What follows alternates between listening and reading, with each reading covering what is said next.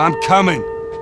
More than 2 years ago, when we were finishing Last of Us Part 2, and we were working on those flashbacks within that scene for the first game, we got excited with the idea of like, oh man, what if we made The Last of Us Part 1 to look as good, if not better, than what we have done with Last of Us Part 2, which we really pushed the boundaries of like what we could do from gameplay and a graphical standpoint, and felt like if we do that, we could actually come even closer to our original vision of what the first game would have been had we not been constrained by technology.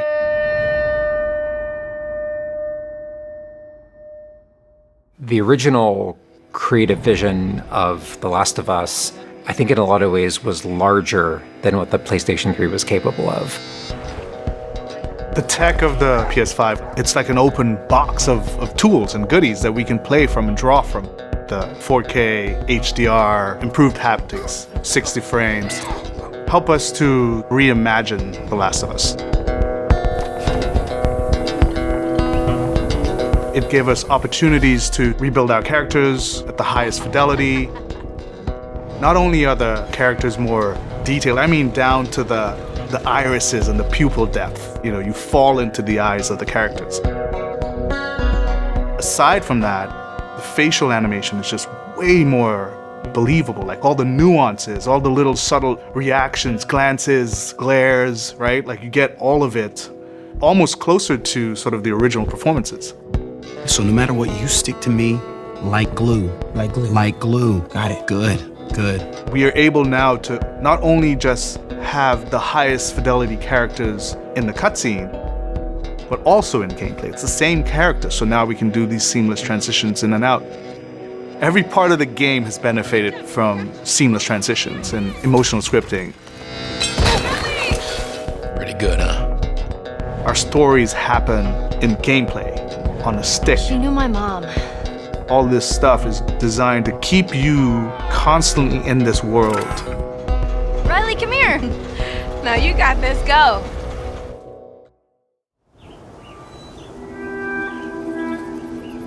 One of the things that the PlayStation 5 is really enabling is that we're able to have a density of physics objects in a scene that we could never do before. Like, this has always been the dream, is to have this number of bumpables, chippables, breakables, destructible objects in a scene. It just makes the world feel rich, makes it feel lived in. Materials kind of have the properties that you'd expect. The turret truck in Pittsburgh, when it's firing at you and it's just ripping apart the concrete and sending objects flying left and right. Seeing things break, like there's fear, there's a real fear that it invokes. And it's giving us a much more dynamic range of gameplay to play with. Surround him! Our AI tech has just increased incredibly. What we were building the basis off of was The Last of Us Part 2's AI. And it has sophisticated systems for things like the fundamental knowledge model of how these NPCs perceive and understand what the player is much more sophisticated. Now how the enemies are communicating with each other, how they're chasing you, how they're flanking you, how intense that fight feels, it's so much more rewarding coming out of it from the other side.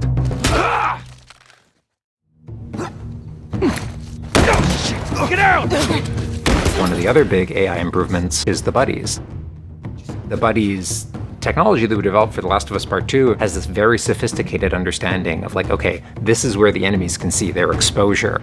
We not only have exposure, we have future exposure. So buddies can know, okay, that enemy is walking forward and they're about to round this corner. So in 3 seconds, that corner is going to be exposed. So I'd better move now to avoid this enemy seeing me.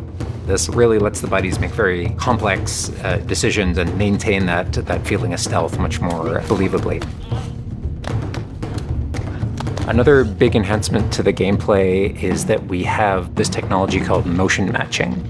Motion matching is this technology that's basically using logic that tries to match the desired movement to a bucket of hundreds of animations. A mocapped actor has gone in and run this whole gauntlet of movements to get a really full set of all the different ways a person can move. And then it's basically every frame trying to find the best matching animation that fits the path of where the character is going to go. And this motion model just gives this really seamless sense of transition. The player's movement is just a lot cleaner. It's this really smooth, organic movement through the space. First, we just had to build that core experience. And then beyond that, we wanted to add several features that fans have been asking for. For example, we now have a permadeath mode. Along that, we've added a brand new speedrun mode, so players can time themselves. There's a whole community of gamers that just want to see how fast they can play through this game. Beyond that, we added a bunch more of unlockables. So there's all these different outfits for Ellie and Joel that people can unlock. A model viewer mode, so people could really appreciate the details. We added award-winning accessibility features. Every single accessibility option that we offer, that's a barrier removed for someone. As she surveys the apartment, her eyes wander to Joel. She steps past the couch. He wears the wristwatch Sarah gifted him, which now has a cracked face. To my knowledge, this is the first PlayStation game that has audio description built into the game, built into the cinematics. Now it's nighttime. Joel stirs in his sleep. And that's really the way we've tried to push the frontier of accessibility on this game.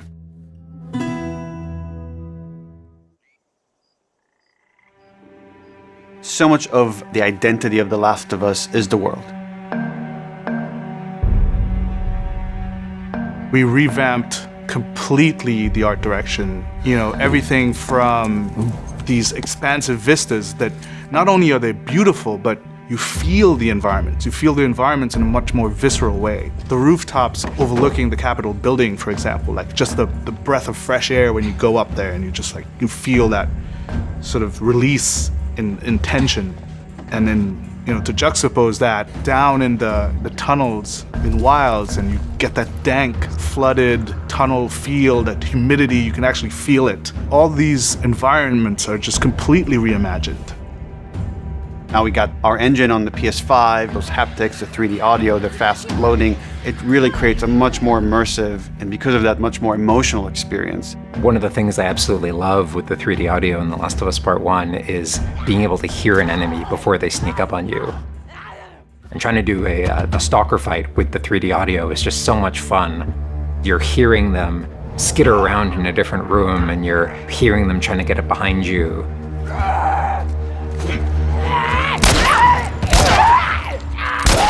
Having that two-part reaction of like hearing, turning, seeing, reacting, it just really heightens that sense of just being grounded. You are in this character, you are in this world. Now, with the PlayStation 5, the amount of control that developers have over the DualSense, it's really, really cool. All the guns in the game have a variable amount of resistance on the triggers when you aim them. The way it works with the bow is that at the very beginning, when they're starting to draw the bow, there's a little bit of resistance. And then as the bow gets tauter and tauter, the amount of resistance is increasing. And then when you release the bow, you're also getting that resistance going out of the trigger. When you are aiming and firing the shotgun, you're going to get a haptic vibration on the shot. And then what I think is one of the ways that the DualSense really advances things is you're going to get a haptic vibration on the pump of the shotgun. And what's much more sophisticated about that on the DualSense is that in effect has a little like speaker in it. And it's playing an audio file that comes through in the vibrations.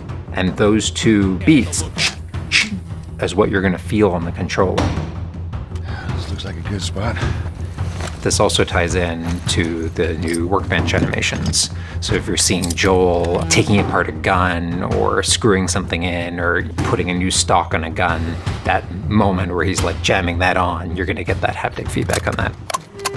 We have, haptics all across the board, for all the moments you kind of expect, for clambering, jumping, landing, meleeing, getting meleeed, like all those kind of high intensity moments we have represented in the haptics. What I personally absolutely adore is the way we can enhance the really quiet, subtle moments of gameplay. So it's like when Joel goes in to pet the giraffe, getting that little light touch on the haptics as he's petting the giraffe. To me, that's the essence of The Last of Us. It's the high tension moments, it's the low tension moments, it's all of it feeling grounded. You're feeling immersed in this world. It's all about bringing you along with that story in as many ways as we can. And that's what the new technology on the PlayStation 5 is allowing.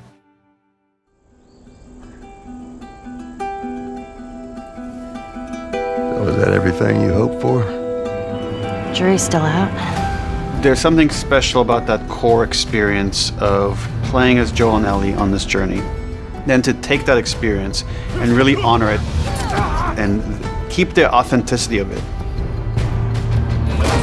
but elevate it in every way possible, whether it's pipeline, whether it's art direction, whether it's technology, everything that allows us to make that experience better. Not different, extremely better. That's why, to me, this is the definitive way to play The Last of Us.